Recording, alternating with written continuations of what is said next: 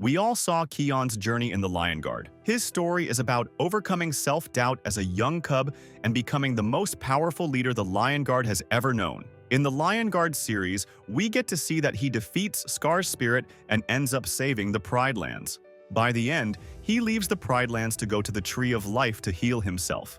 But that's the last time we hear about him. He was never mentioned in The Lion King 2, and he was never a part of Kiara's rule. But why? What happened to Kion? Now imagine, what if Kion's story did not in fact end there? What if something happened that forced him to disappear? Something that no one was meant to know? This is the untold story of Kion's final battle. Years had passed since Kion left the Pride Lands to find solace at the Tree of Life. The Tree of Life gave him a second life, a peaceful life with Rani, a chance to finally be a ruler and not a protector. But something was missing. Something had always felt unfinished, like a part of him was still waiting for its final test. And then one night, an omen came to him. It warned him that he must return to the Pride Lands to finish something that started with him. It warned him that darkness had returned. The Pride Lands weren't as he remembered. The rivers were low and the herds seemed uneasy. In the distance, he saw a figure standing at the edge of the Outlands, a silhouette of a lioness. All he could see were eyes burning with hate. It was Zira. But how could it be? Didn't she die in her final battle with Kiara? As it turned out, the currents had carried her far beyond the Pride Lands, broken but very much alive. And in the shadows, she had waited, gathering her strength and feeding her hatred. She had lost everything: her pride, her cubs, her purpose. But she still had one thing left: revenge. Kovu had betrayed her. Vitani had abandoned her ways. But there was one lion she still blamed for ruining everything. Kion Zira was convinced that Kion's power and influence had poisoned her children's minds and stolen the future Scar had promised her. As the first light of dawn broke over the horizon, the world stood still. The warmth seemed to remind Kion of new beginnings, the calm before the storm. Kion stood there for a moment, realizing the weight of his decision. He had to choose. He glanced back at his friends and his family and to the distant Pride Lands, the place he had once called home. He had made the choice. The cool morning air filled his lungs, and then, without hesitation, he stepped forward. His heart ached with the knowledge that whatever awaited him, the challenges, the dangers, and the emotions, he would face them alone. Kion knew there was no escaping the past or the choices that lay before him. When he arrived at the Pride Lands, he did not even recognize the place that he used to call home. Zira had unleashed her wrath on the Pride Lands. Hyenas, rogue lions, and creatures who had long stayed hidden were now rallying under her leadership. She had promised them vengeance. Zira had a plan to defeat Simba, but she knew that a direct confrontation with him was not going to end well for her.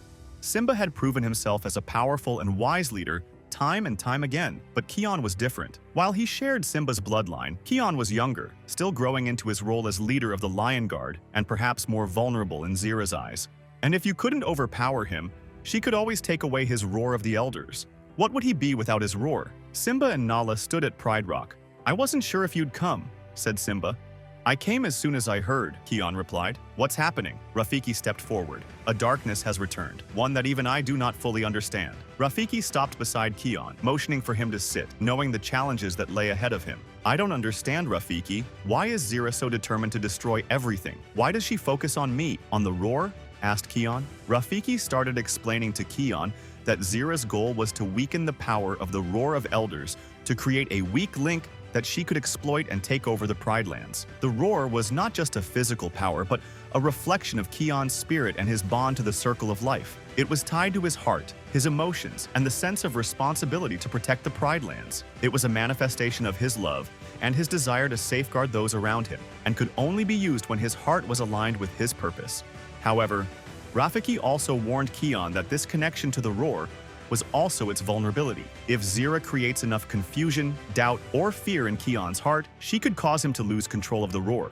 She might not wield the roar directly, but by weakening Kion's bond to it, she could control its power indirectly. If Kion lost faith in his ability to protect, or if he was consumed by his fears, the roar would become an uncontrollable force of destruction. Rafiki and Kion are disrupted by Jasiri. It's Zira. She's here. As Kion goes to the edge of the Pride Rock, he sees the barren land before him filled with an army of Zira's followers. Her loyal pride. Lions, hyenas, and creatures Kion didn't recognize stood in front of him ready to fight. From behind, he hears Zira's voice across the distance. "Kion." Her tone was smooth and mocking. "You stand alone on your rock, thinking you are the pride's protector, thinking that the roar is your shield. But you're just like your father, weak, and just like him, you will fall. And with that, Zira's army started to shift, surrounding the Pride Rock from all sides, ready to overwhelm him, not just physically, but also emotionally. He turned back to Zira. You may have an army, Zira, but I have something you'll never understand, the strength of my heart. And as long as I stand, my roar will protect this land. Zira's eyes burned with anger, but she said nothing. Instead, she signaled to her army, and the ground beneath Kion's feet seemed to vibrate as they moved closer. Kion stood firm, but Zira was far from done. From behind the army, a strange figure emerged. He realized it was Kiara. Do you really think you can protect them all, Kion? Her voice twisted, shifting to Kiara's gentle tone. You couldn't even protect me when we were cubs. How can you protect the Pride Lands? He hears something from behind. He turns to see Simba. You're not worthy of my legacy, Kion. You've never been enough. His heart twisted with a mix of confusion and fear. What if he couldn't live up to his father's legacy and protect them? Kion's eyes widened in panic. His father's words and his failures crept their way into his heart. The fear that had haunted him since cubhood was now in front of him. For a brief moment, he thought he might lose control completely. He could feel the roar building within him, but Rafiki had warned him not to use it with fear in his heart. It was chaotic now, untamed and wild. The power was there, but his doubts threatened to break it apart. But as the voices in his head shifted between the faces of those he loved, he realized something. He remembered it was the very same heart that had always driven him, the same heart that had protected the Pride Lands time and time again. His family believed in him, even if his fears said otherwise. He thought to himself, I won't fail them. I can't fail them. Kion's chest filled with a surge of power. He would not let fear control him. His bond to the roar could not be weakened. He would be the protector till his very last breath. And with that, Kion's roar shook the grounds of Pride Land. It wasn't just the roar of the elders. It was the roar of a lion who had faced his darkest fears and emerged stronger. It was a roar filled with the clarity of his heart, a force that would not be broken by doubts or manipulation.